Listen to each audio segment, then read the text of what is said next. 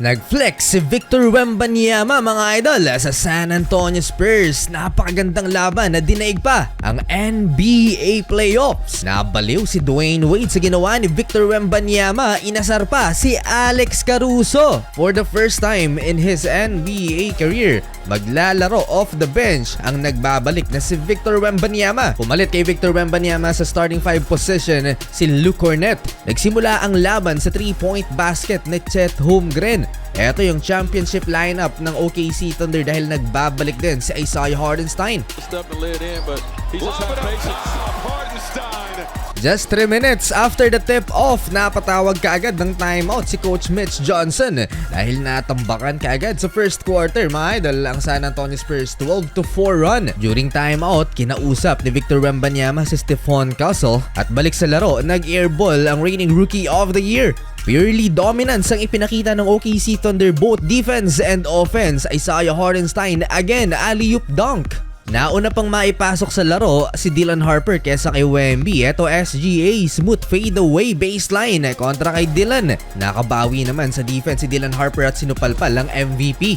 Mabot ng double figures ang lamang ng OKC Thunder. SGA with 8 points early in the game and J-Dub pinapahirapan naman sa depensa ang San Antonio Spurs. Off the bench, ipinasok naman ni Coach Mark Daigneault ang isa pa sa lockdown defender nila na si Alex Caruso. Pag manalo dito ang Oklahoma City Thunder ay magtatala sila ng panibagong kasaysayan sa NBA. Buburahin ang record ng Golden State Warriors noong 2016 with the best start in NBA history. Hindi ipinasok sa first quarter si Victor Wembanyama at nasa upuan pa rin. Late first quarter kumana mga idol si Stephon Castle at pinabilib si D. Wade. Yes, boses yan ng legend D. Wade mga idol. Well, balik sa 11 points ang lamang ng Thunder matapos maibaba sa 6 ng San Antonio Spurs 31-20. Second quarter, eto na, ipinasok na si Victor Wembanyama mga idol off the bench. Malaking impact talaga si Victor Wembanyama mga idol. Eto, kinuyog na siya ng tatlong player ng OKC Thunder. Pasok pa rin ang tip play up. In just 1 minute mga idol, another offensive rebound by Wemby. Pass to Dylan Harper for a 3-pointer wide open. Na-energize na ang kakampi ni Victor Wembanyama. Baba sa 6 ang lamang ng OKC. Eto ang effort mga idol. Diving for 50-50 ball. Victor Wembanyama to Julian Champagnie 3-pointer. Nang ipinasok ang Twin Tower ng OKC Thunder, doon naman nilabas si Victor Wembanyama. Parang may iniiwasan si Mitch Johnson. Ang mapisikal si Victor Wembanyama. Dylan Harper drive, spin kontra kay Chet Holmgren. Natawagan ng offensive foul. Without Victor Wembanyama, hirap talaga ang San Antonio Spurs dahil wala silang rim protector. Eto, kumana na naman ng Oklahoma City Thunder. Lobo sa 1 dosena ang lamang nila sa San Antonio. Natuto na rin si Chet Holmgren mga idol sa pagpasabit ng foul sa kalaban. Mukhang proud yata sa SGA sa ginawa ni Chet na yun. Umiinit sa upuan si Victor Wembanyama pero may minute restriction. From downtown, Holmgren to the rack. Up to 16 points na ang lamang ng OKC Thunder last 4 minutes bago ipinasok ulit si Wemby. Nag-adjust ang Thunder sa pagdepensa kay Victor Wembanyama. Triple team na nagresulta sa turnover ng San Antonio Spurs. Next possession, natawagan naman ng offensive foul si Victor Wembanyama kontra kay SGA. Back-to-back turnover para sa San Antonio.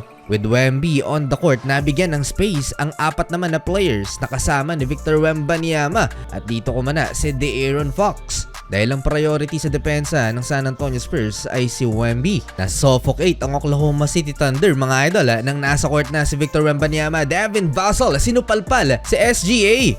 Eto pa, Wemby effect dahil sa presence ni Victor Wembanyama sa paint. Tinapon na lang ni Jalen Williams yung bola for a lob pass. Isaiah Hartenstein pero na-contest ulit ni Victor Wembanyama resulting for another turnover. Dylan Harper, high IQ play in transition. Nakita niya na si Lu Dort nakakadikit kay Victor Wembanyama. Nagkaroon ng opening sa ilalim for an easy layup para sa rookie. Sa tres na to ni Victor Wembanyama, naging bias si D. Wade mga idol. Pakinggan nyo ang sinabi dito ng Heat legend.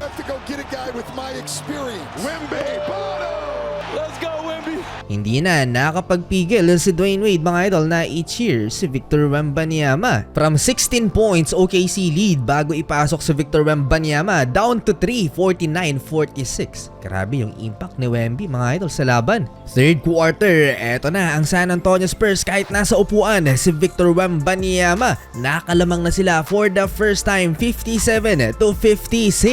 Delikado na ang record ng Oklahoma City Thunder. 10-0 run ang ginawa ng San Antonio Spurs and the lead now is 62-56. Balik sa court si Victor Wembanyama. Patuloy ang magandang laro ng San Antonio Spurs. Stephon Castle, corkscrew move kontra kay Chet Holmgren. Too smooth, too athletic. Nasundan pa ng driving layup ni Dylan Harper pero napatake over na ang MVP para sa OKC. Hindi lang sa offense ng Thunder dahil nasupalpal din niya mga idol si Victor Wembanyama. 66-65, 1-point game. Naging prone sa turnover si Victor Wembanyama. 4 mga idol, buti na lang at solid ang nilalaro ng mga guards ng San Antonio Spurs. More on Shai Gilgeous-Alexander. Acrobatic finish over the 7-footer Luke Cornet. Late third quarter na ng first time makakapag-free throw sa SGA sa game na to. No Wembanyama sa court mga idol. Lumamang ulit ang OKC Thunder. De'Aaron Fox bumitaw ng 3, lamang ulit ang San Antonio Spurs pero sumagot si Jalen Williams ng end 1 layup. Na-foul naman ni Alex Caruso si De'Aaron Fox kaya nakuha ulit ng San Antonio Spurs ang lamang 78-77 end of third quarter. Binura ni Victor Wembanyama ang tira ni Chet Holmgren mga idol sa simula ng fourth quarter. Ginagawa ng Thunder ang lahat mapigilan lang si Victor Wembanyama kahit mapisikal pa. Pero masyadong malaki mga idol ang alien at mismatch si J-Dub kay Wemby. Without SGA, ang Oklahoma naman ang nahirapan dahil nasa court si Victor Wembanyama. Made the catch, fading away.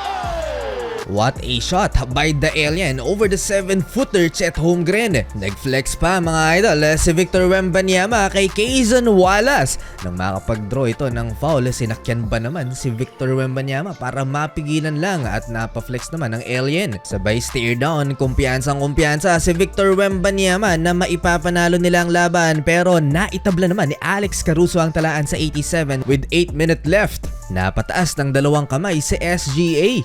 After timeout, Luke Cornet, great defense. Supalpal si Jalen Williams and Devin Vassell, 3-point basket, much needed, 90-87. Wemby plus 18 pag naglalaro sa court. Napakataas niyan mga idol.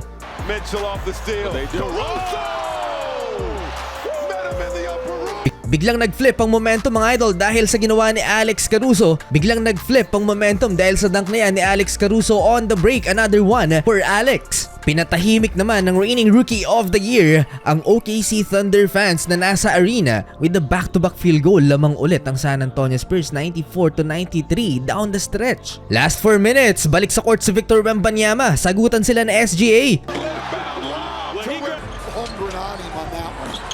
20 players sa San Antonio Spurs ang nakakapagtalanan ng 20 points including Devin Vassell with 4 3-pointers. Jalen Williams mga idol for the lead 101-100 and Wemby clutch basket. Spurs take the lead again 102-101 last 2 minutes. Sabay angas kay Alex Caruso, tinuro ba naman? Maliit daw. Last 1 minute lamang ng 4 ang San Antonio Spurs 105-101. Na-foul ni Wemby si Chet Holmgren, 2 free throws parehong naipasok, 1 possession game 105-103. Foul game ang nangyari mga idol, wala ng 24 seconds sa game clock. Panalo ang San Antonio Spurs na putol na ang record ng OKC Thunder. Naitabla nila ang best start record ng Golden State Warriors pero hindi nila nalagpasan